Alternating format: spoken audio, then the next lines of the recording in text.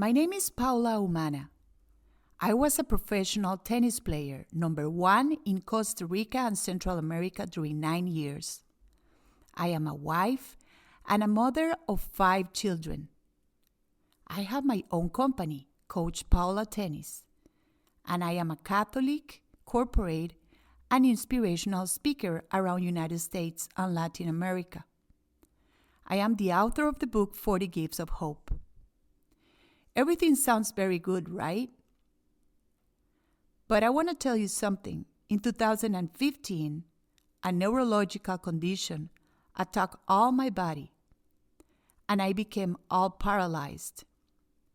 Today, I am a person with paraplegia, and I decide to create this podcast for anybody dealing with sickness and suffering to inspire them to lead with the suffering day by day.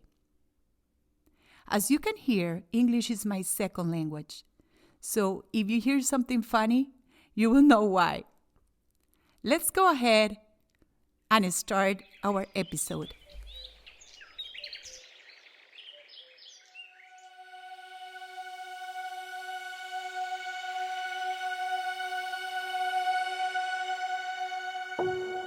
I have a question for you. If you will have to say one phrase to somebody that is really ill, what would you say? I want to share with you this beautiful story from page number 15 from my book, 40 Gifts of Hope. I want to share with you a beautiful story today, how one phrase was able to change all the mentality of my brother-in-law. His name is Jose Bernardo Naranjo, and he's from Costa Rica. In 1971, he was a student full of dreams. He moved to the United States to study at the state of Oregon. He was a very dedicated athlete. He used to work out every day, running and doing all kind of exercise to keep his body very fit. But one day, when he was doing his workout, he started to feel weak. He went to see the nurse at the college, and she says, "I think you just have a regular cold." So he went back and he continued with his daily activities. But a week later, he got worse. He went back to see the nurse, and she decided to refer him to a private clinic and had a bone marrow examination. Within hours, the doctor at the clinic told him that he had a serious leukemia. For him, was very shocking, of course, being in a country that is not his country, and with that terrible diagnosis that he was starting to learn about what was it. When the doctors told him what leukemia was about, that we know is cancer in the blood, Jose thought, "I'm going to die. This is cancer in my blood, and there is no cure for this leukemia." But in addition to the diagnosis, something extraordinary happened that day. After communicating with his mother in Costa Rica, he received a call from his father.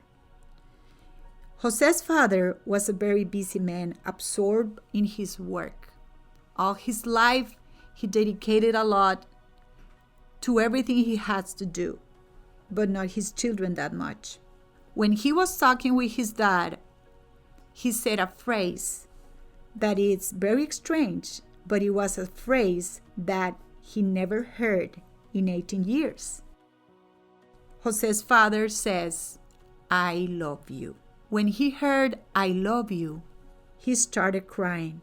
It was the sweetest expression that he ever heard from his dad. It went deep to his heart, and it's amazing, but those words gave him the strength to fight for his life. And after that, the whole family support and the letters from friends that he's received helped him to face the situation and not give up. 40 years after facing the leukemia, Jose is a healthy athlete and professional tennis coach. Today, my friend, after listening to this beautiful story, I want to ask you something very simple. Are you saying "I love you" to the people close to you? To your children, to your wife, to your family, to your mother? Or when somebody tells you I love you, do you really receive the message?